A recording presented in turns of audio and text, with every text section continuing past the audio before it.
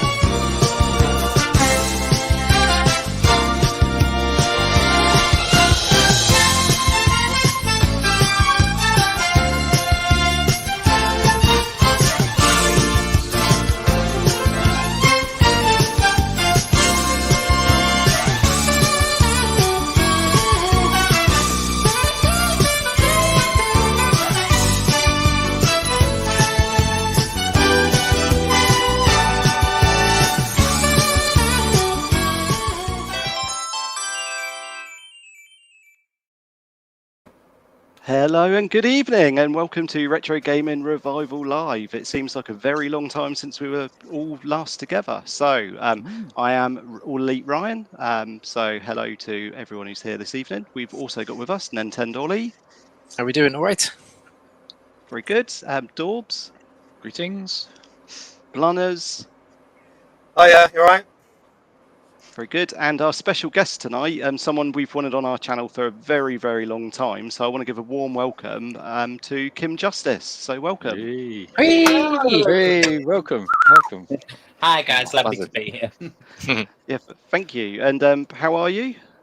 Yeah, no, I'm doing great. It's been a bit shitey weather here, but I can swear, can't I? I forgot to mention. Yeah. You're all good. Right, okay, cool. Yeah, no, it's been lovely here. Just getting on with the usual things, doing work and that, and having a cat bite my leg. I don't know if you just heard that, but I did hear a little meow there. Excellent. Okay, before we get into the topics that we're going to go over tonight, Dorbs, are you on the chat this evening for us? I think so. Yeah, I think so. You think so? One job. Hang on. Yeah, just in a few clicks. Here we are. Okay, so evening, Rob. Always nice to see you here. Oh God. Don't know what that is. Skip that one quick. Paul, hi Paul. Goldtooth is in the house. Hey, Triangle face.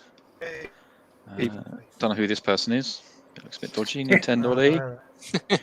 Paul again. I won't show that person. Mike Holton. He's in as well. So evening, everyone. Good Evening. Thank you for joining us. So a topic, Kim, that we like to ask all of our guests, and you probably get asked this all of the time, but we're going to ask you it anyway, is your early gaming memories. So what was it that, like your first memories of games and consoles that's got you to Yeah, so my first memories were pretty much all tied up with the ZX Spectrum. Like, I got a Spectrum Plus 2, one of the old Amstrad ones, like about 1990, so quite late on. And I must have been about, 5, 6 years old. And just playing games, like a lot of ocean games like Robocop, Batman, stuff like that, some old ones as well. 3D Death Chase was and is my absolute favourite specky game. And getting into all the magazines as well, like those were the days when you could get like specky magazines and they'd have like 7 games on the cover tape, like complete games a lot of the time as well, like good old games a lot of the time. And so you get that like a couple of those a month, like for £1.95 or whatever, and you get in the game collection pretty quickly. So yeah, those are where my old gaming memories still lie, and it's still a computer that I adore to this day, really. Okay, 40 years on. So what did you evolve from the Spectrum to? What was the? Well, I went from Spectrum to Mega Drive, so a bit of a jump. That is a jump. It was just huge jump. It was getting caught up in the whole vibe of Sonic the Hedgehog and all of that. When that started coming out, it was just a thing like tugging at the pockets of the heads. And they're saying, money. And so, yeah, I got that like 91. Oh, wow. And And I still played the Spectrum though quite a bit, even though I had the Mega Drive. I didn't really stop playing it. But yeah, the Mega Drive certainly took up more time. Yeah. Okay. So I guess I've always kind of been a bit of a retro gamer in that way. I didn't just abandon all the old cassette tapes. Yeah, because I remember whenever I got a new console, the old one would just be put in a box, shoved under my bed, and I would never play it again. So that's interesting. That you would still go back to the Spectrum, even though you had something so much more graphically enhanced. I know, it's weird, isn't it? I kind of then ended up doing the same. I kind of ended up doing the same. Eventually, I got like PlayStation and that. I still had the Mega Drive, and back in like the late '90s, then you go to a boot sale, and like the Mega Drive games were £2. Mm. For a lot of them, or like at boot sales or at second-hand shops. So it'd be like, oh wow, I can suddenly buy all these various games that I wanted back in the day, but couldn't quite get that month or whatever. Yeah. So I was kind of starting doing that, and yeah. It's Yeah, crazy. It's always crazy quite when you look back at things like boot sales, like even maybe 15 years ago, and you'd be able to just pick up anything vaguely retro for like 50p. Oh Yeah, yeah. how much is that? Oh yeah, 50p gay. Like, and just Yeah, it's you- crazy. I just wished I'd thought back a little bit more at that point and thought, you know what, in about 15 years' time, when you have a bit more space and you're not at home and you've got your own life a bit more, you're going to want to have that childhood memory back for some of it, because I'm lucky where my parents sort of retained quite a lot of my old games and old consoles, but there's still so many that just as a kid you just trade in to get new ones, and oh man, yeah. I know. I mean, same. I mean, I did eventually, when we moved house, and we kind of had to go into smaller space, I did end up, and I wish I hadn't, I did end up getting rid of most of my stuff then. That I got as a child, and it was just such a huge regret. Like, even just like a couple of months later, just that realization of, what on earth did you do that for? Yeah, You just got rid of all of that. don't think at the time, do you? You just don't think about it. You just get rid of it. It's No, my PS1, PS2 collection, my PS2 broke. I must have had about 60, 70 games. Got an Xbox 360. Thought, never going to play any of these again. Just gave them to my dad to give out to people he worked with who had kids. And I probably had games in there that are probably worth something now. But the way I look at it, at least someone else would have enjoyed those games rather than them just be stuck in a box. Worth a fortune now and paying off my mortgage. But you've got to look on the positive. A wall of woes or whatever. Yeah. Yeah, definitely. Moving back to the Spectrum, were you a fan of the Football Manager games on the Spectrum? Football Manager. I mean, I don't think I've really played Football Manager at the time. Okay. But I have played it later on. Good old Kevin Thompson at his lovely face on the cover. Yeah. They're still quite fun games actually, because they're very fast paced, and there is something quite cool about like having like the highlights and like all the little sounds, like it's like whenever a goal scored. So there is something cool about a game. I mean, I've played some other football management games like Spectrum ones, and probably most of them are nowhere near as good as Football Manager. I mean, I remember using to play games like Gary Lineker's Superstar Soccer, I think. Oh, wow. I remember used to enjoy this kid, but then you go back and it's the slowest thing ever. It's like they have like it goes through a full match, and literally all the computer does is kick the ball out for a throw-in. There's about 500 throw-ins, and the timer stops every time, and it's like you could get through a season of probably the latest Football Manager game in the time it takes to go through one fucking match. Horrible. Was it on your channel? I saw it was like 3D Graham Souness Soccer or something like that. It was... Yes. That game. Oh, that Amiga, A500. Worst football game. Well, one of them anyway. I've played some pretty terrible ones in my time, but yeah, 3D football game on the Amiga runs at about frame per minute. Probably something like that. Just it's like you respect the idea of trying to do like a 3D football game, but the technology was not there. Mhm. Bit one of Dorbs's favourites. What is it? John Barnes European. John Barnes, John Barnes, European Yeah. soccer, I don't think I've European played football. That's good. It's Yeah. basically Man United Europe. It's exactly the same game, pretty much. Oh, like the Chrysalis games. Yeah, yeah. But The only but thing they you back- will need copy is you'll that. need to get out your set squares and your protractors and your compasses to figure out trigonometry in order to take a free kick.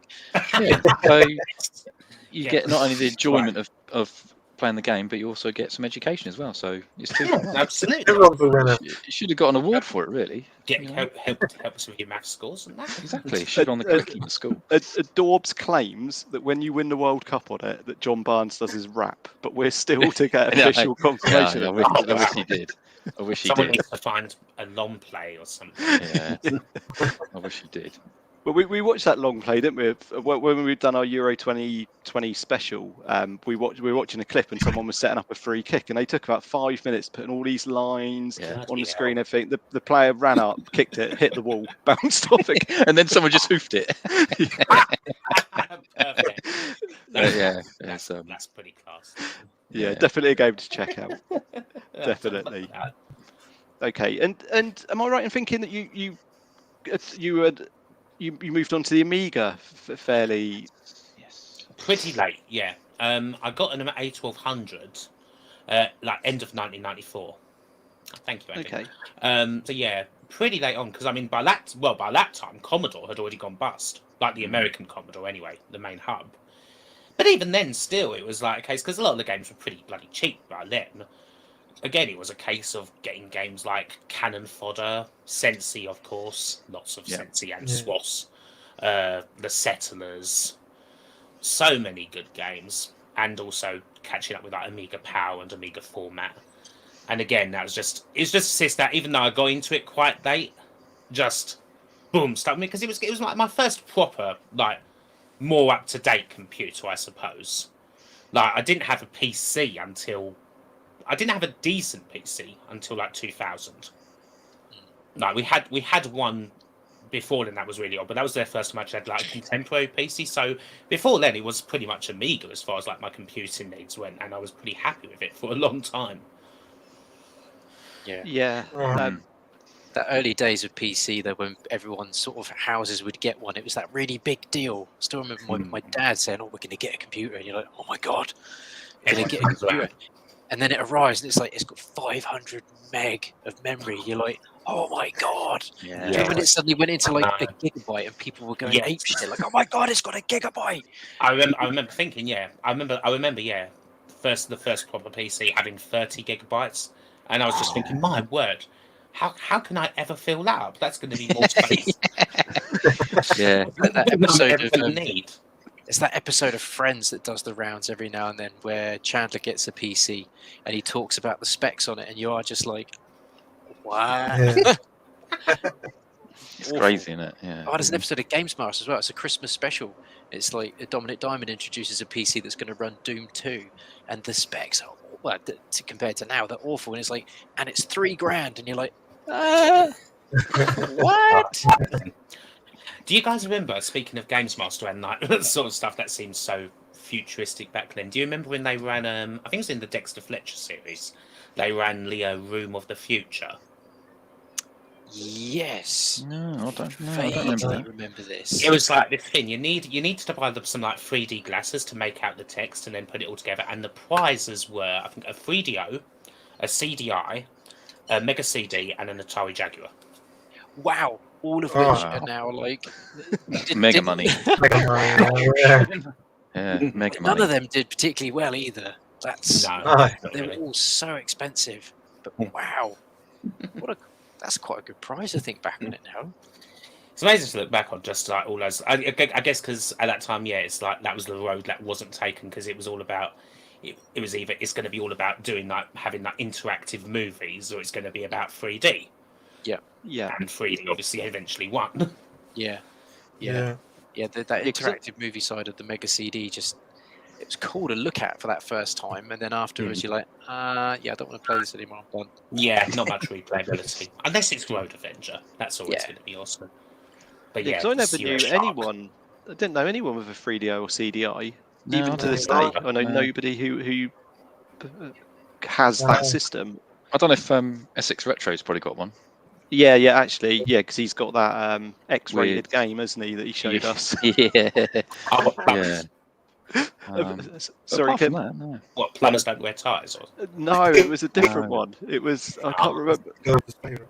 Yeah, plumbers don't wear ties is obviously the one a lot of people know about, but this was like called Visage or something. Whatever. Yeah, Yeah, yeah. it was. Yeah, unfortunately, he's not in the chat tonight to tell us, but if he pops in, we will try and get the answer to that question. We've got a comment here from Mike Houghton. I can't redact the bit where he says about pirated games, but yeah, so he got an Amiga 1200 in 1996, 180 megabyte hard drive. Oh, wow, that's Huge back then. Yeah. Yeah, 200 pirated games. Obviously, the pirated games are very disappointing. Cost me 250 quid, and 2 years later, I spilt a can of Coke on it. Sad. Sad. Although, to be fair, that's probably justice because those pirated games. Yeah. I mean, the power supply on mine died eventually from overuse. Yeah, yes, I did have a load of copy games as well. Like What? I know. Well, I bought. Well, obviously I got them expecting them to be blank discs, but they just happened to have games on them. yeah. And obviously I just overwrote them and put my Premier Manager 3 save. People just give away these. They give away these discs. They do. Yeah, backups. I go on like trips with my dad, like 'cause he was like a salesman, and to people's houses, and like, oh, you play Amiga? Oh, here's some discs. Thanks. It's kind of cool.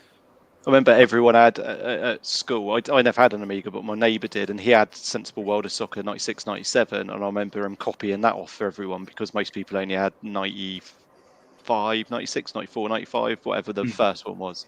I remember that doing the rounds. What was the copying? X-copy. Disc? X-copy, yeah. Yeah, I remember. I've got about 4 versions of that. Apparently, I can't remember, but I might have. Just use them to copy your saves, yeah. Yeah, exactly. But I use them. I use them to back up my games that I purchased. Well, you got floppy disks are very sensitive. They are. A magnet could just come in your room and detect. Yeah, and I remember watching it when you saw the green dots, and if you got a red one, that's game over. Yeah, that ain't copying. That's corrupted. It's like, oh. But Mike's he's trying to worm his way out of it now. Yeah. I remember when. I'm only joking. Speaking of like backup games, it's when people figured out that if you had the 2 disk drives in a PC, and people would go to Blockbuster and just back up everything in Blockbuster for their PlayStation 1, and you're like, does it work? They're like, yeah. Wow, can you back me up a copy of everything you've got? And you're just like, this is insane. Never figured it out. Like a region. My brother worked at Blockbusters, mate. 10 free rents a week. That's all I can say. I do miss Blockbusters. Your PS1 library must have been massive. All original brought games. Yeah, Yeah. of course. All black copies. Okay, so you may have already answered this, but favourite game and console? Oh, okay. Favourite game has always been Final Fantasy VII. Dobbs' favourite. You know what? I think you had this one, yeah. I was going to bring it up. But, we talked about it in the pub. Yeah. Well, and I did. Sorry, go on. No. Yeah, it's like Christmas '97. I got a PlayStation 1 and like Tomb Raider 2, ISS Pro, and FF7, and loved them all. But FF7 was like my first proper RPG. And even though I never really got on to like be a big RPG fan, just the whole experience of playing that game and going through the world just stuck with me like big time. It just took over my life for like a year. So yeah, that's always going to be the special one for me. Yeah. Yes, Dorbs. yes, she does, Mark. Yeah. Dorbs really don't like it. No. But I could appreciate. I think we've said it a couple of times before. I can appreciate why maybe Dorbs doesn't, because it's definitely a retro game now. Like people can still play it now with a retro hat on and maybe enjoy it, but it's that particular style of game, I think, and it certainly for me that was my first RPG experience. It was my first sort of JRPG experience, and I think if it clicked with you, it really did click with you. It was also the first Final Fantasy game I ever played. I just remember seeing the videos of it on TV. It was in magazines, and I just remember thinking, "What the hell is this? This looks nuts!" And it just, like you, it just consumed me, absolutely consumed me. But yeah, I also appreciate that. Yes, I can see why Dorbs wouldn't like it. No, to be 100%. fair, I gave it a good go. To give it a good go. But I watched your 100 best PlayStation game videos the other day, Kim, and watching the countdown, and I was like, "There's been no Final Fantasy 7 yet." And then it got to number 2, and I was like, oh, "I know what's coming next." But yeah. But you know, I did give it a good go, but it's just I did put loads of hours in, but I just hated all the fighting. It just got my head in. You know, did my head. There's just something about that aesthetic as well. I mean, I love that. I love the pre-rendered graphics you get. I mean, not just in FF7, obviously, but in like obviously games like Resident Evil 1 and like all the Resident Evil games, and that like just something about those, like the mix of like pre-rendered background and the that kind of crude, obviously, a lot of the time 3D sprites. Just something about that, like you don't really get in any other generation, that really makes the PlayStation 1 appeal to me. Not necessarily it would be my. To say favourite console would be difficult because sometimes it would be PS1, sometimes it'd be Mega Drive, sometimes it would be Amiga or Spectrum. Like it really depends on the day. That one, I don't think I could answer that. They've all got something special about them. Yeah. See, from someone who's watched your channel for a number of years, I was convinced you were going to go Amiga or Spectrum. The answer to that, I honest. So that's interesting that it could change, and Mega Drive and PlayStation are up there as well. So yeah, that's very interesting for me. But you mentioned you got International Superstar Soccer with the PS1. Yes. Is that still up there as one of your favourite football games? Oh yeah, that one's brilliant. It's still really playable now. It's a sort of football game that you can. One thing I really appreciate about it, how immediate it is. Like you literally turn it on, and within like 30 seconds, you can be in a match with another player, even. And yeah, the actual football still holds up. It's like kind of a nice mix. It's quite arcadey while also not necessarily being too simplistic. And it also has some of the most brilliant, cheesiest Alan Partridge commentary you'll ever hear. It's just like the commentary. I can't remember who commentates on it, but it just has every line he does is like the most cheesiest possible line. It is literally, twat, that was liquid football levels. Even one of the lines is quite literally when you do a long shot, he goes, "Scorchio!" Amazing. Like literally Carolina Hearn just walked in. I'm just looking online to see if I can see who the commentator is, but I can't find Martin the Tyler. No, it wasn't anyone on the Martin Tyler. Might be John Champion, maybe, or Tony. No, I think Tony Gubber was later ISS Pro. Tony Gubber. Yeah. I remember Tony It was Gubber. the original ISS Pro. I think Ryan's really keen for me to play some football games live with people because I don't really follow football, and therefore because I'm not really into football, I've not had a great exposure to football games. The only football games I've ever really played are Pro Evo when I lived in a shared house, and any game with these chaps if we meet up and do something. So Ryan's convinced I need to do some sort of Premier Manager game and just play through it, but not know who anybody is, not know anything about the rules, and I'm just going to end up picking people with funny names and selling people left, right, and centre, and just seeing what happens. But yeah, do Premier Manager. Yeah, you don't know all them players, lol. Plus, they're all like 30 years old. You'll be coming into work going, that Eric Cantona was a good player, isn't he? What's he up to? I remember Mr. Cantona, probably for all the wrong reasons, but I definitely remember him. He's the guy from Manchester United when you kicked that bloke in the face. Yeah. That's the one. Ollie plays. When the seagulls follow the troll, Yeah, legend. Okay. You got the commentators? No, I haven't. I don't know if you're able to. Yeah, I'll have a Google. To find out who it is. It's interesting you got Tomb Raider 2 as well, because I remember getting Tomb Raider 2 probably that same Christmas. It would have been because that was the year it came out. I believe. What were your thoughts on that game? Because I could just never get on with Tomb Raider. Love Tomb Raider. Again, that was I think the first one I booted up, and just going around Lara's home was just really having experience. Obviously, doing the classic things, eventually learning how to lock the butler into the freezer, and follow gaming tradition.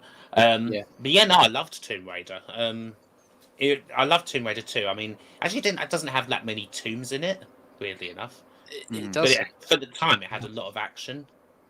Like, it was kind of probably more action, I guess, than the first one.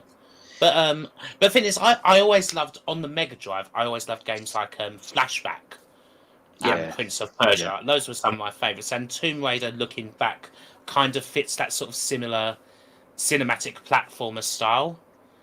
So yeah, it appealed to me pretty quickly, and still does to this day. Still enjoy them. That first Tomb Raider, I will never forget. I think it was I was on still on Super Nintendo, and a family friend, their lad he was a little bit older than me. He had a PlayStation, and he showed me Tomb Raider, and I remember thinking, wow, this is incredible. But then that moment when that T-Rex just legs it out of the black mist, I just remember tapping myself, thinking, oh my god. This is it. Gaming's never going to look any better than this. Look at that. That's a realistic T-Rex. And then, I remember thinking that about GoldenEye as well. Putting GoldenEye and thinking, oh my god, it looks like Pierce Brosnan. You look at it now, and it doesn't look like Pierce Brosnan. No, it's terrible, isn't it? Yeah, because I remember when I got my PS1, I used to call my dad up from downstairs. Dad, come and look at this. Look, he had no interest in video games at all, but stuff like that T-Rex and Tomb Raider, he'd be like, wow, this is so realistic. I can't believe how good graphics are all of a sudden. But yeah, it was a huge jump, PS1. It was, definitely. yeah. Right. Do you want to know the commentary team?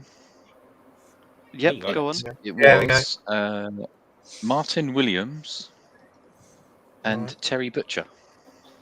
Martin Terry Williams and Terry Yeah. Butcher. Yeah, according to IMDb, Martin Williams and Terry Butcher. I know Terry Butcher. I know know Terry Martin Butcher was Williams. on Pro Evo. I remember him being on the PS2 Pro Evolution Soccers. I didn't know he was on ISS though. I've got ISS. Well, actually, no, they might be wrong. ISS Pro Evolution. Ah, No, I've gone for wrong one. Okay, Ignore well that. we have got. I know you're on the chat tonight, Dobbs, but I'll just jump in for a second. We've got Essex Retro Gamer here. hey! So Hey. nice to see you, Rob. Evening, Rob.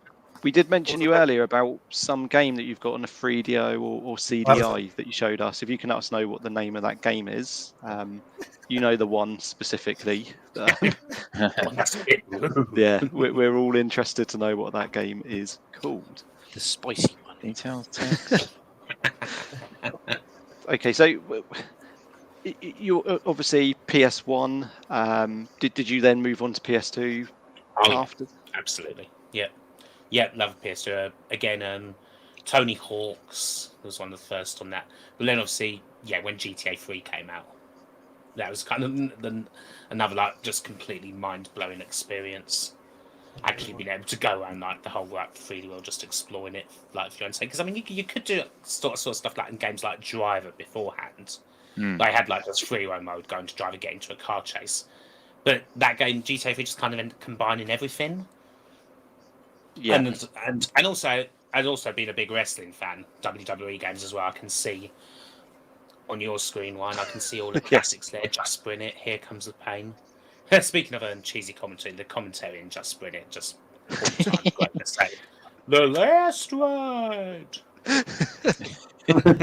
The last ride. Just repeating every move twice. But then I've equally got terrible games like Legends of Wrestling. Legends of Wrestling, yeah. I can't. The second one's kind of a bit of a guilty pleasure. I kind of like that in the second one over here. They released it with Big Daddy and Giant Haystacks. And They did. the special UK edition. But yeah, they are pretty daft. But the idea behind them and the rosters are brilliant. If someone could bring out a game like that now, it would be great.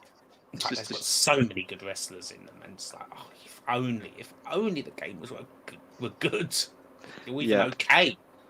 I got suckered into Legends of Wrestling. I was walking past a game shop in Southampton, and they had it on the video screens playing it, and it was just seeing Hulk Hogan doing his leg drop, and it was flashing up who was on it, and I was like, I need this game. 45 quid later or however much, getting it home and thinking, yeah, this isn't as good as that video that I was watching.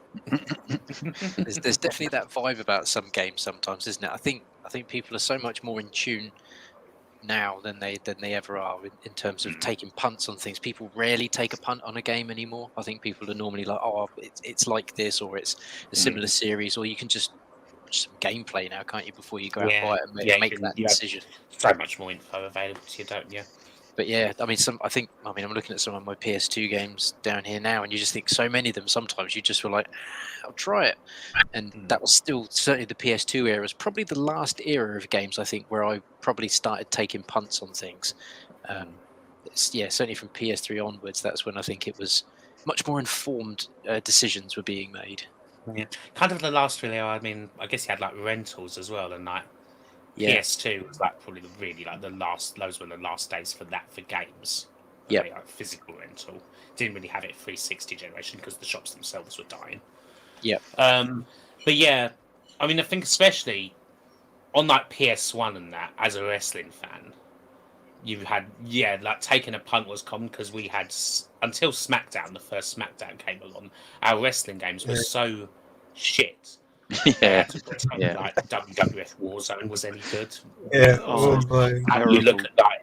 And you look at like the N64 and like he's got No Mercy in that, or WrestleMania 2000 just look with envy because they're just so much better in every department, clearly. And just like with this SmackDown kind of redressed the balance a little bit. Yeah, SmackDown and SmackDown 2 were brilliant on PS1, and I had Warzone, so I knew that game engine was garbage. But then when ECW released the game, I still got suckered in and brought it, and then put it in. I was like, this is just Warzone. Same engine. Yeah, this isn't ECW at all. This is. I got suckered into WCW NWO Thunder. The only fun for it's a terrible game. The only couple of cool things about that is that you had like the entrance videos that people did, like the Pick Me videos. Yeah. Some of those. And to be fair, it did also have probably well over 100 hidden characters. Like just a ridiculous amount, like weird animals, weird alien things. Like I think the whole of the development staff. That was kind of a cool thing. It had a lot of unlockables, but the game itself was appalling. Yeah, but the horrible camera that just swang around the ring as you. It's even Tony Schiavone and Bobby Heenan can't keep that game together. It's just... legend. Yeah, it is absolutely terrible. Okay, so was the gaming industry something that you always wanted to move into? Because I'm going to move on to your YouTube channel shortly, but was that something? I kind of sat points on that. I don't think I've really thought about becoming like a game designer or anything. I mean, a lot of points I guess I kind of wanted to be more into like making movies and that really, like for a lot of the time. Doing like this sort of stuff on YouTube was kind of something I ended up just falling into really, because eventually I got to the stage, it was like 2012, like it's actually been 10 years that I've been doing the YouTube. I was doing a uni degree in like TV production, and I wanted to keep my skills up over the summer, and I kind of like gabbing about games on forums, so I thought, I'll talk about some old classics, because I was playing a lot of the retro stuff. And so I ended up releasing that video of like Space Harrier 2, and that, so I thought I'll do Sega stuff, because at the time there wasn't so much of that, or like old computer stuff. It was mostly like Nintendo, and like also like not very good games a lot of the time. It was like most people were still trying to like ape like the angry video game nerd. So I just thought I'd do that, and it kind of just went from there, and gradually, start attracting more and more people, and did that for a few years, like while having a job, before going full time in 2016. That's kind of how I ended up doing this now, and being like a YouTube donkey. An influencer. Influencer. But like Ryan said earlier, he mentioned that he's watched your videos for a number of years, and I think someone in the chat said it as well. The videos you make, they are really like in depth and incredibly enjoyable. So I could definitely see how this could easily take up so much of your time to the point where that's it. To the point where it becomes your job. The level of research that must go into it is insane. It was the sort of thing where, because I mean, the job I was in was kind of dead end. And I thought, should I take the plunge? Because the channel started. That was in like 2016 was when the channel kind of definitely started to really gain some traction, and it was making, it was going up like. So yeah, that's when I kind of thought, right, take the plunge, and yeah, I've still kind of retained like that sort of documentary type style. I mean, I love like going into deep dives things, like trying to find research, and I kind of also love doing it. I mean, I love doing it for like games of my certain niche, like specky games, tie-in movie games, football games. A lot of the time, I love doing stuff like that. Like stuff that's like not necessarily like the best loved things, like obviously like the big hitters, the big ticket like Mario, Sonic, Zelda, whatever. I mean, I don't really end up doing much stuff on them. I end up doing stuff on tie-ins of Arnold Schwarzenegger films on the ZX Spectrum that are mostly terrible. Because the first video of yours I came across was your Rise of the Robots video. And that's about an hour long, I think, or 40 minutes long. It's pretty long, yeah. It's so informative, though, just on that game. I was like, I can't believe, the amount of research that you must have put in to putting that together must have been huge. Yeah, I think I always go into it. I mean, this kind of theory has kind of been tested, but I always think like no one really sets out to make a bad game. Like there must have been some idea that actually was good at the start of it. Yeah. Whatever that, or at least someone had some enthusiasm for. So I guess I often go something with something like Rise of the Robots. Like, so how did it end up so terrible? Like, what was all the hype behind it about? Because I mean, being of that age, I fully remember all of that hype, as I'm sure you guys do, of just constantly seeing the blue cyborg on magazines, like looking like all those renders. Like, it was over magazines for years. And also thinking about things that I picked up over these, like someone saying, "Oh God, like computer and video games gave like Rise of the Robots 90%." I think they gave it more in the same issue than Doom 2 got. Wow! Which, when you look back, it's like that's crazy. Computer video games, which was at one point, although not after that, UK's most respected games magazine, and not this one. And it's like, oh yeah, but you gave like 90 odd to that. And do we know which version they gave 90% to? Oh, I think it was just. I can't remember if it was a specific version.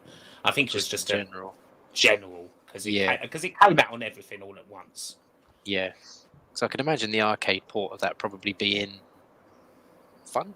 Maybe I say with the. Right. There was the arcade. There is an arcade version. It was never released.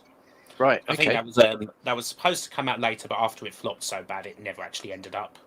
I think actually I know that because RMC. Thank you. Glad you enjoyed the story of SimCity Essex. RMC, like his latest pickups video, someone had sent him like it was like a press kit of the arcade version, which was kind of awesome to see. Like all this stuff that other game never came out. I think the actual arcade game version is just as bad as all the others. If I remember rightly. Actually, the sequels aren't terrible, or the sequel, Rise 2. It's not a terrible game. It's a lot better than the first one, but it's like a case of, well, the damage has been done. No one's going to buy this because they remember how bad the first one was and how much they got burned by it.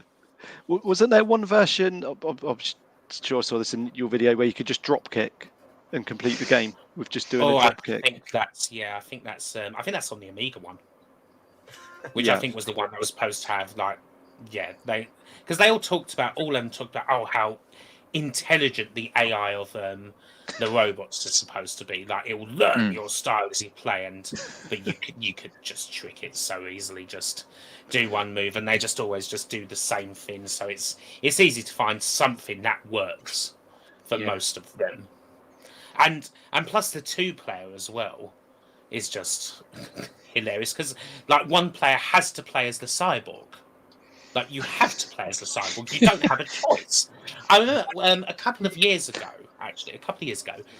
staying on Rise, we had, like, the Computer Gaming Museum in Cambridge had this, like, awful games night. And a big highlight of it was Rise of the Robots tournament, and into it. But the thing is with the tournament, basically it ended up being a coin toss.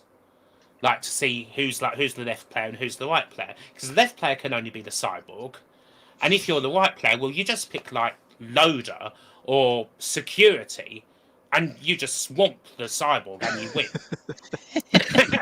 And I actually ended up winning enough coin tosses that I got to the final, but I lost in the final. Sadly, I lost the coin toss, and despite valiant efforts, I just got crushed. Because such a terrible game. Is there a video? Because obviously you've done loads of videos, the documentary style. I love how it almost reverts back to that 80s style of documentary making. You've got that real nostalgia look to your videos. Is there any videos that you're specifically proud of? There's a few. The Peter Molyneux documentary was one of the first I kind of did in that style, and I've always been very proud of that one. Certainly that really loved me. Of more recent ones, the one I did on Trespasser was one I was very happy with. Just thought that just ended up coming well because it was such an interesting game to explore. Like, because again, like so many great ideas. Like they wanted this game to be absolutely groundbreaking, and just for many reasons it didn't happen. Despite having people involved who were incredibly talented, like Seamus Blackley was involved in that game, who went on to be one of the driving forces behind the Xbox. It's just one of like the people. The most recent one I did actually on the licensed games of Ocean was another great one to put together, because again, it's a great nostalgia trip for me as well doing that, like revisiting all those games, whether they've held up or not.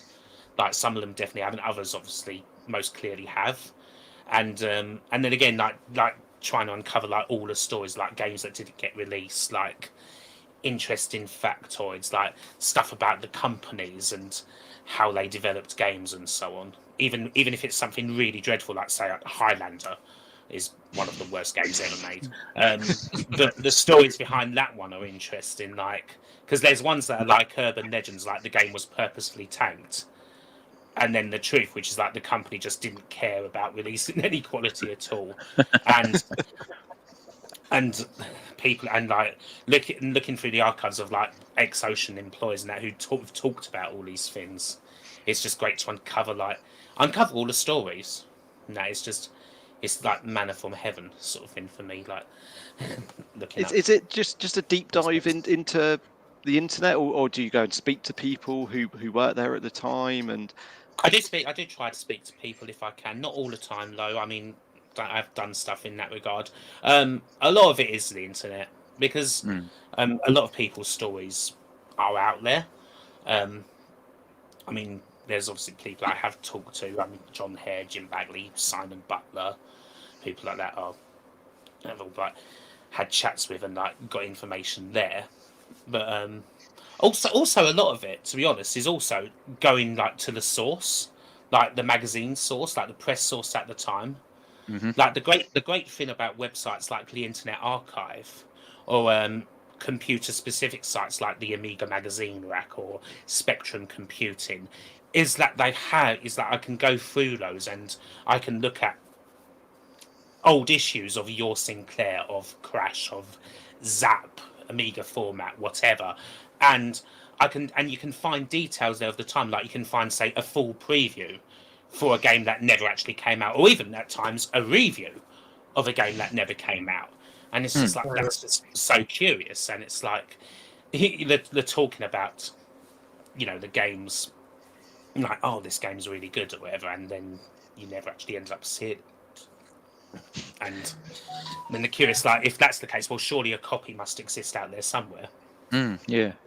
And hopefully at some point, and you hope then at some point that someone from a site like Games That Weren't, Video Game History Foundation, or that will find these things. What's the most bizarre sort of unreleased game that you've ever come across that you've kind of looked at and thought, wow, how was that ever in production? The most bizarre unreleased game. Okay. That's an interesting one. I mean, there's always some classics, like there's the Steven Seagal game on the SNES. That's a bit silly. Is that Steven Seagal is the final? Is the final option. That's it. Such a corny title. Thinking back on Spectrum ones and that, or Amiga ones, you see some ones that you think, oh, that's really brilliant. Like Core Design were planning some that would have been like a speedball game in 3D only on the Amiga. That got like, you see screenshots in the magazine and, oh, this looks amazing. But again, nothing, just the project disappeared. Obviously, there's the odd like cornball game like for a license idea that you know that there was a game based on Frankie Goes to Hollywood and that like 8-bit micro game. Yeah, I'm sure I played that. I'm sure I played that. It's a great game. Yeah. Yes. Oh no, this is a great successful game. There was also going to be games. Does anyone remember the band Sieg Sputnik? No. I'm going to Google them. Yeah. They were kind of like, well, there was at one point plans for a Sieg Sputnik game, which kind of very ambitious project. Like, was going to be kind of like the Frankie game, in that it was going to be very like kind of unique in its game style, groundbreaking for whenever this was, like 1985, 1986. But again, whoever made it just faded into the ether. I can't recall who it was who I cannot recall who it was who was going to make it. Probably not even like a major software house, just probably some chancers. Like, the band just probably grabbed some 17-year-old off the street. Hey, you boy! You want to make, do you know about Select Spectrum? You want to make some games? Here, give them like a code, give them like the Sinclair manual. Just copy Teletennis and put our faces on it. Maybe it's going to be like that. I don't know. Interesting. I know Mike, someone in the chat there, I think was just bringing up unreleased games. He's mentioned Thrill Kill on the PS1. Yes, Thrill Kill. Yes, I'm pretty sure that got rebranded into Wu-Tang Taste the Pain, didn't it? It did get rebranded into some. Yeah, I think it did get rebranded in. Or there was. The Wu-Tang game was by like, the same folk. Because there was definitely versions of Thrill Kill, wasn't there? Because I remember my friend having a really bad pirate copy of it. Yeah, it was leaked. It's been leaked a long time now. Backup. And they have done a physical backup.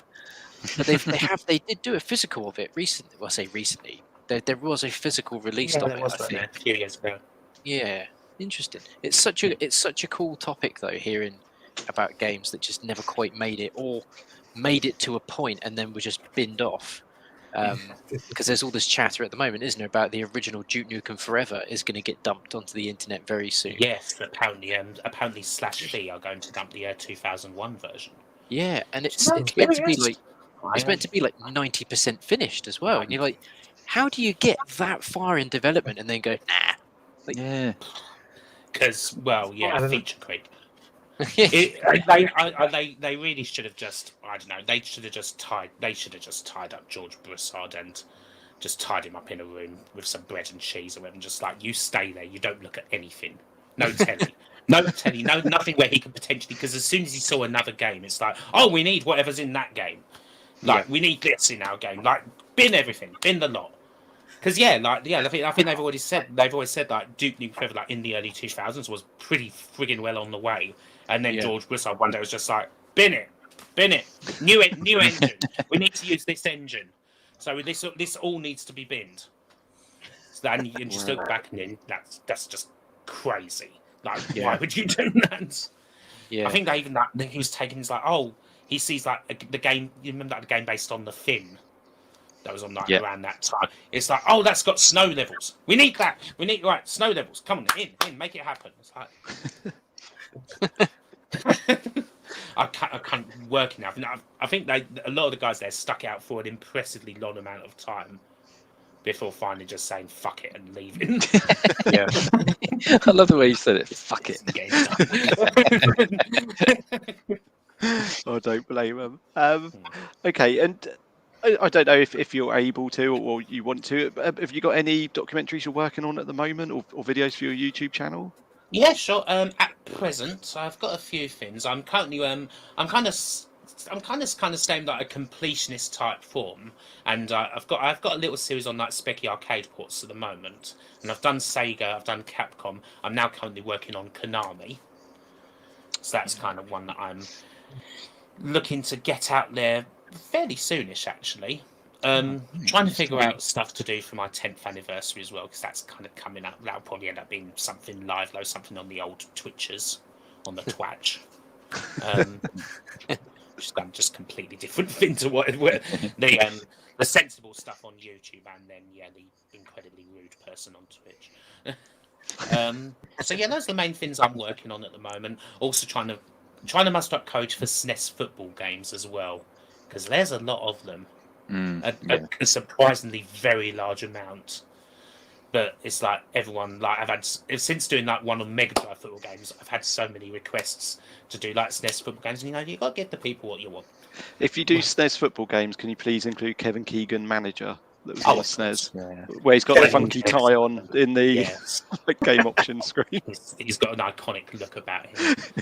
There's definitely have a couple of other football games. Chris Kamara, Street Soccer. Oh, that's on the PlayStation. Obviously, John Barnes European Football. You can squeeze that one Striker. in as well. Good old Cammy, unbelievable, Jeff. I'm trying to think. What's the other cheesy? Oh, Sven Goran Eriksson. He did a game. Yes, it did a game. Every bloody football at some point had a game. Obviously, Michael Owen's one is the best just because of the intro. Yeah. This is football. Is that the one? Football, yeah. This is football. Yeah, Michael Owen. I'm going to have to try and pick up some Super Nintendo football games, just because I mean the Super Nintendo is like a console that has like a huge special place in my heart, and maybe they're like, I don't know, something about that era of football games seems like it might be a bit more fun than like modern day FIFA. Also, they're probably SNES wise, they're probably the only cartridges nowadays that are even remotely affordable, aren't they? Yeah, more than likely, yes. Because many people have no interest in old sports games. I'll have to which I think pick is quite a shame. I'll have to try and see if Rob wants to flog that copy of FIFA that he'd recently done up on his recent video, because that seems like an entry to jump in on. Yeah, definitely. But also pick up Kevin Keegan Manager, and I don't know how I fell upon it, but David O'Leary's got a manager game on the Game Boy. Yes, he does. David O'Leary. It's like, jeez. That really dates that one. David O'Leary. Wow. I think actually that is by the same people. Going back to like PS1, it's by the same person. If you remember that a Net Eurosy game called Total Soccer. Yeah. Kind of like a sensible soccer rip-off type game. That's the David O'Leary game's exactly like that. It's by the same person. Okay. Which is kind of a surprising turn-up. So that fella went on to get a nice job in the industry in that. He's doing that game. I'm not sure about anything else. I doubt that the royalties from that have sustained him, but hopefully probably not. Still flashing those David O'Leary checks. I don't know what went through the minds of like Chris Kamara Street Soccer back in like the early 2000s, because he wasn't on Sky Sports then. I think he was playing for like Sheffield United. Who sat there in a studio? We need a player to stick on this game. Who have we got? Chris Kamara. They've just got a list of them. They've just got a list. No, we used exactly. to. Yeah. But yeah, that is a very random name. I mean, that's the glorious world of budget games. Was there ever a Gaza game, says Andy Davidson? Yes, there was. I've got Gaza's Super Soccer Commodore 64 game. Absolutely horrific. Yeah, it does look terrible. I don't know if I can share this. Still on the spectrum. I'll share this screenshot of this Gaza game that I've just found on the. It is. So again, that's another footballer who I could name if someone was to name a footballer. I could name Gaza. Gaz. Yeah, I clearly do. Yeah. Wow, look at that. Yeah, it's a shame it's Southampton, but. Oh, excellent! They win. Oh no, they're not winning. But no. They can't even get Southampton in there. Look, they can't even fit the full name. It's useful. It's normal. Southampton. Southampton. But yeah, that does look interesting. Interesting to say the least. So, yeah, definitely. Okay, so you touched on it just a minute ago about Twitch, and that you've started to Twitch a lot more. You've got a very big following on there.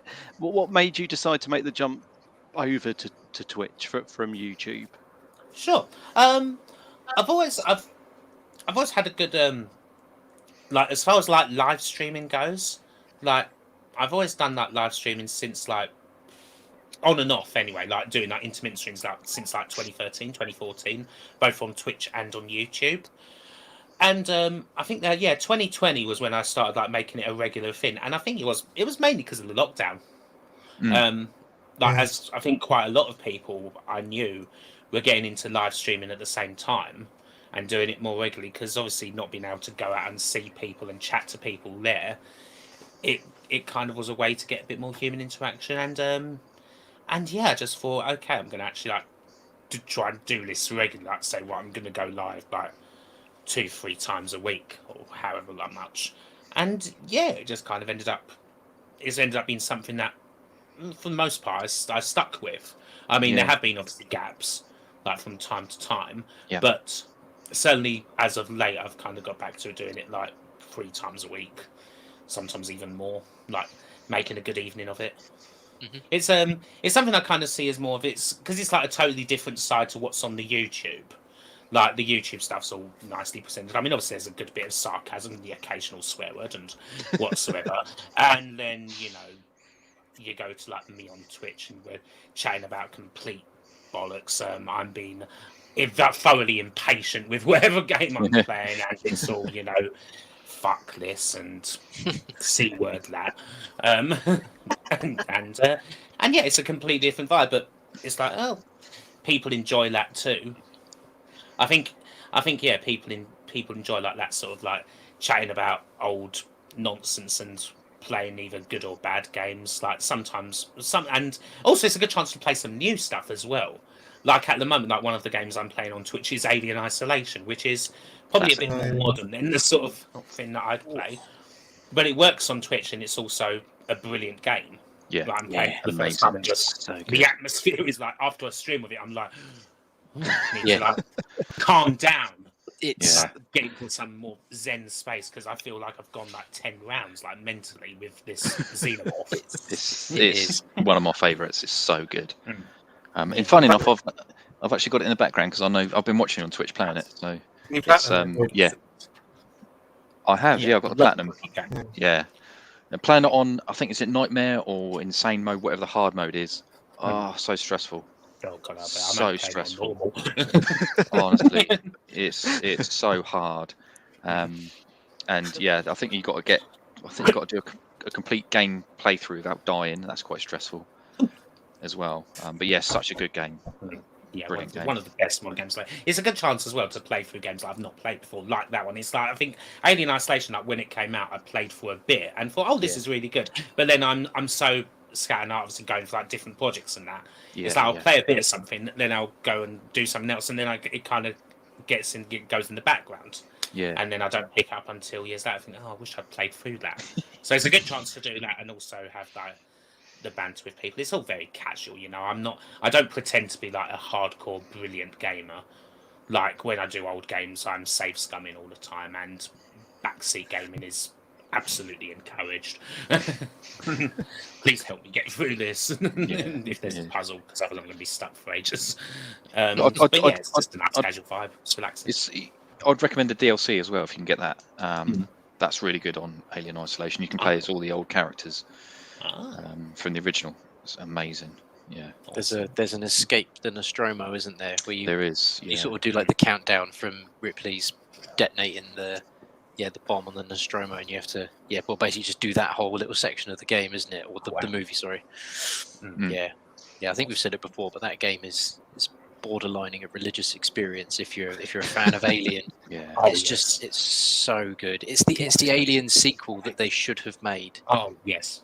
And if you play it in VR, want to gawp at everything, just all the old like retro future tech. Yeah, the vibes just like even the menu. As soon as the menu comes up, and you just hear that music, and you're just like, oh, okay, yeah, I'm sold. I know this is going to be good now, and I haven't even done anything other than just listen to the intro music, and it's like the attention to detail was wonderful. Even the save feature is amazing. You put this thing in, and it beep beep beep. Oh, So Yeah. yeah, a Do you brilliant guys game. think I love that it. that last beat just takes just a little bit longer, doesn't Yeah, it? and then It but if you seems can to. hear the alien hissing as well, like, oh no, where is he? But yeah, And such love especially it. if you Love it. forget that you saved at that point and you start the game up and you're immediately like, right, let's crap, there it is. Yeah, and then you're in a locker and you can see him walking around, and he comes towards your locker. You're like, oh no, he's gonna kill me. He's gonna kill me. Yes. So But yeah, tense. great stuff. Playing that, really enjoy that. Yeah, you're selling it to me, but I don't like horror films, so I don't think I should be Yeah, playing right. You got no that game. chance.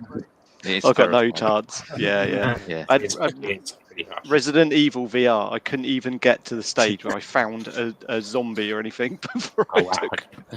Couldn't It's even like, do too it. much. It's that was great. I really wish 8 was in VR because 7 in VR was. Oh, as a horror fan, I mean, I almost eat, sleep, and breathe horror. So to have a horror game in VR that was actually terrifying, it was like, yeah, this is good. This is the future of scary games for me. Got to be yeah, done. 100%. Definitely. Okay, so move from Twitch on to how we actually met you for the first time, Kim, fairly recently at OLL 2022. Yeah. I proper fanboyed. You're probably thinking, who are these three? Who are these idiots? Yeah, no, Speaking just well, we didn't actually make the event, did we? We were in the pub Yeah, and beforehand. Yeah. yeah, Mm. well, it was real nice. fun evening. Having a few beers, chatting about old games. Yeah, for sure. And just really, what were your thoughts on the event, and what are your hopes for 2023? OLL 2022 was for those guys, like it being their first event. I mean, obviously they've had a gaming cafe in Norwich for quite a while, but yeah, for their first event, it was terrific. Like it had such a good atmosphere.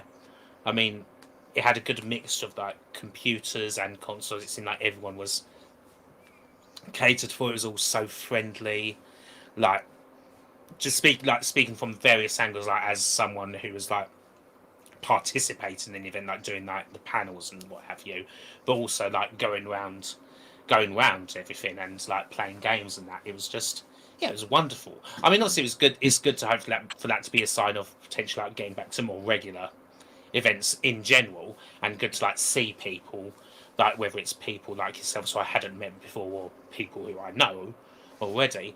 But yeah, no, it's just a wonderful event, and my hope for 2023 for that event is that one, obviously, that it continues to be an annual thing, and that it just gets bigger and better from there.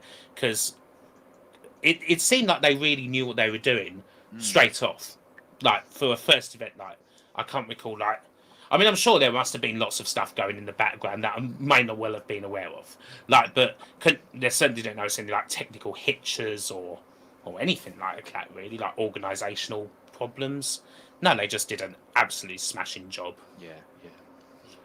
So yeah, hopefully that event becomes a regular on the calendar. Especially because I mean, a lot of events are more like Midlands up north. It's nice to have something that's a bit more southern. Well, it still took us 8 hours. we live as far south as you can get. Yeah. Hopefully next guest, I suppose. Yeah, it's a nice event like in the West Country. Yeah. Size, But no, I agree 100% what you said, and it was just amazing to meet people like yourselves and other YouTubers like Rob, Essex Retro Gamer, Top Hat Gamer Man, Lady Decade. I could reel off a load of people, and just how down to earth everyone is, and it's such a brilliant community, and everyone's willing to help and give you advice and just chat to you. So it was a really wonderful event. Yeah, I mean, it's that sort of event that really kind of hopefully I hope that kind of brings out the really good things like in the retro game community, like people who are willing to I don't think there's too many people with like airs and graces, It's like we're all kind of it's a small community, like compared to a lot of others, like say especially compared to like say the American retro game community, which is obviously much bigger and much more spread out. We're much more small and closed in. So we all don't have airs and graces around each other. It's not like you must have X amount of subscribers to talk to this person. There's nothing really like that, at least not in my experience. Yeah. So yeah, it really kind of reflected that. You've got a question from Andy. Was it marketed very well? I didn't know it was on Only Live in Suffolk. I don't know. I thought it was because I suppose we were following them on Twitter and Instagram and stuff like that. And I must admit, we only heard about it when Gebs told us about it on the stream. We never heard of it before then, so we obviously looked it up and realised it was like in 9 months' time. So yeah, I mean, it's hard for me to impartially judge on that because I've been aware of the event for a while. Yeah. But yeah, again, hopefully, if that is obviously, if that's something to work on, then, I mean, I know they got pretty good attendance for the days. So hopefully, again, like that marketing is something that they can work further on. There's always something, you know. Yeah, definfelly. Yeah, well, we really powerful. Sorry, Ryan, I cut you off, mate. No, you carry on. Sorry, I've done enough talking. You talk. Like word of mouth is a really powerful thing as well, and I think given that, you know, certainly from all the photos and the chat that I was catching up with you guys on, you know, it seemed to be that everybody came away from it going, yeah, this was really good. This was a really good fun event. Everybody had a good time. Like you said, Kim, there was no egos. Everyone's just there hanging out with everybody, really just enjoying themselves, and that is only going to make for a really good base for next year, especially now that we're sort of, I hate this phrase. Now we're learning to live with COVID, and we can all move forward, and everything can start going back to a little bit more normality.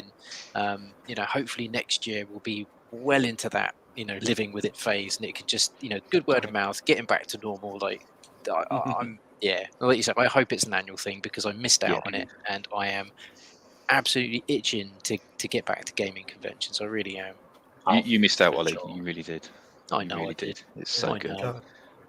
And it's just like people like yourself. I liked actually how you guys kind of bookended my trip because you were like the first guys I met in the pub, and then we kind of also, ended up going to the station. We did, yeah. Return our respective return journeys. That's kind of cool. Yeah, I didn't think about it like that. Yeah, you're right. Yeah. No, that was cool. It was cool, and hopefully we'll all get there. All of us, all 5 of us from Retro Gaming Revival will get there next year. We have to have more than one hotel room next year. Cause we're not sharing. We'll share with 4 of you. Two of you was bad enough. But that was scary. That was scary. Find a dorm somewhere, try and take it over. Okay, so this gets us on. We've got a few questions in the chat that I'm sure Dorbs will get to shortly. Yes. But our last topic of the night is Wallace remasters, and I don't know if Dorbs gives you a heads up on this, but I'll hand over to him anyway to explain what this is. I can't remember if I did or not, but basically, Wallace remasters. It's after Rick Waller, who we had on, and he thought of this segment where you would have 3 retro games that you think deserve a remake or a remaster for a modern console. Okay. So that's a tough one for me. Well, yeah, it is. But what would be your 3 picks? Ooh, 3. Not putting you on the spot or anything. Definitely put me on the spot. Syndicate would definitely be one. Like a proper like as in real like tactical shooter one. I mean, not saying necessarily anything bad about the one that did come out, but it wasn't Syndicate really. It could have been any first-person shooter. I would love to have like a more enhanced version of that in like a more like third-person, right down into the city type of style. So that would definitely be on there. I would say School Days, but then Bully kind of is that. I'd love to have a good like proper future sports game, like in the vein of Speedball 2 with that same playability. I know that people have attempted that sort of thing, but something like that's worthy of that name and like has that sort of similar approach, like with not just like scoring goals and that, but also like the bonuses, the ice cream. With being able to like win by brutalizing the other team. Always important in the game for me, that one. I'd love to see something like that. And also probably there's kind of, I guess, in a similar vein, a classic Mega Drive game called Shadowrun, an RPG, cyberpunk RPG. I'd love to see like a game that kind of has that same aesthetic vibe, and really kind of nails that in that. I mean, I'm actually to be fair, I've not really played the more modern Shadowrun RPGs that I know are supposed to be brilliant. But I'm not necessarily thinking of a game like in that kind of turn-based strategy isometric type style. I'm thinking something more like sort of third-person, like RPG action sort of style is something that I would also like to see. Oh, So excellent. I guess those are my three on the spot. I mean, that's something that this is a question that I could have change any time sort of thing. But yeah, I'm happy with that for today. Excellent. I'm glad That's you mentioned that brilliant. school game on the Spectrum, because that game always really interests me when I've seen playthroughs of it online and stuff. The game was made like that, where you went around with your slingshot, didn't you? You could fire at the teacher and Yes, right on blackboards and jump at those lights. Yeah, going through a school day while also trying to achieve the objectives of the game. Very intriguing title. That's good picks, because normally when we ask people, they mention stuff that I've personally never heard of. So it's nice that names you mentioned I have heard of, which is really really good. Is that two? I think that might be two streams on the trot now, where someone's mentioned Speedball. People, yeah. Speedball is very popular, Yeah. and to be fair, after we did a stream with a guy called Tez, who's in the chat, he's got a great YouTube channel, and he's got a really good Facebook group called YouTube Connect, where he tries to put everyone in who's new to YouTube to help each other share ideas and how to make your videos better. It's a really good page, and he picked Speedball too. And actually, off the back of him talking about it, I have never played Speedball. Ever. I was always a Nintendo kid growing up, and jumped onto Mega Drive later on. So actually, I have a copy of Speedball 2 on the Mega Drive down there to play, thanks to Tez. And now you've picked it for a remaster as well. So that's it. I've got to get on Speedball 2 now. Yeah, One of my it's good. favourites. Love it. It's good. So just before we go, Kim, we've got a few questions here, so I'll just put them up. Sure. Got one from Everneil. Has Kim got an Evercade mate? So, Sadly, I do not. I do not have an Evercade mate, or a regular Evercade. I've seen them and they look pretty good. I guess I'm kind of very focused on PC gaming a lot of the time, or playing games on PC. Like that's tends to be where I do like 99.9% of my gaming, if I'm honest. So having the Evercades, I think they look cool, and I like the curation aspect that they've got going. Like they seem to be doing pretty well on that front. But it's not necessarily a product that's for me. But no, that obviously doesn't mean it's bad. It's for lots of other people. Clearly, they're doing the right bit. No comment on that. some of us like it, some of us don't. Yeah, it's a mixed bag. I had issues with mine. I think you just answered this question really, but so Andy Davison, what system does Kim mostly play nowadays? I think you just answered that with the PC. I'm a pretty avid PC gamer, and being quite casual, I do. I mean, I have all my systems around, and I do use them, but a lot of the time, emulation has often been the way to go, especially when it comes to finding the more obscure titles that I'm interested in for stuff like the ZX Spectrum and Commodore Amiga, where physical media is getting harder and harder to come by, and also degrading fast. So that's something that's quite handy for me. So modern games and old games, it's usually PC for me. Well, if you need any Amiga games, I can always do an XCOM version of you. So I need my manager for his save lists. Got one from Mike quickly. Does anyone remember Dominic Diamond's review of Rise of the Robots? Yes, I do. Was it bad? I don't know. I can't remember. I believe it was on the Christmas special episode where he talks about the powerful PC for $3,000. And I think he just picks up a copy of Rise of the Robots on the Super Nintendo, and he just says 2 words, 70 quid, and drops it. Fair enough. I'm pretty sure that's his review of it. And then swiftly moves on to that's all we need, really. Street Racer, I think. I remember one thing, on that Bad Influence. It's funny because Bad Influence on their last couple of series had Rise of the Robots in their intro. And been hyped up, and then on their very last episode ever, they did a little bit with games to avoid, and at the end of it, they just got a copy of Rise of the Robots and put it in the toilet. It's believe it or not, while we're still on Rise of the Robots, I'm 99% sure that game is going up in price. It's always been one of these games which you could pick up boxed on a Super Nintendo for, I don't know, 6-7 quid, I'm pretty sure it's now shifting for about £15 to £20 for this game. It's Bloody hell. Not 70. I'm sure I've got it on Why? Amiga. I'm sure I have. Why? no idea. Yeah, no. No. I don't get it. I get collecting games, but I don't get why rubbish games are worth so much money It's when you crazy. know they're rubbish. I just Yeah. don't. I have while we really rinsed Rise of the Robots in this stream, I do have one other funny Rise of the Robots related encounter. I was at Play Expo Blackpool one year, and outside having a cigarette, and another bloke sat there and recognised me, and it's like, oh, and oh, you did a bit on your Rise of the Robots video about the Game Gear version of Rise of the Robots. And how it's one of the worst fighting games you ever played. And I'm like, oh yeah, I did that. And he's like, oh, I did that. That was mine. It's Clive Townsend. Townsend is probably more famous for games like Saboteur 1 and 2 on the Yes, Spectrum. classic. And it's like he said, oh yeah, no, it was something that I had to do it in like 2 weeks or something by myself. It was rubbish. So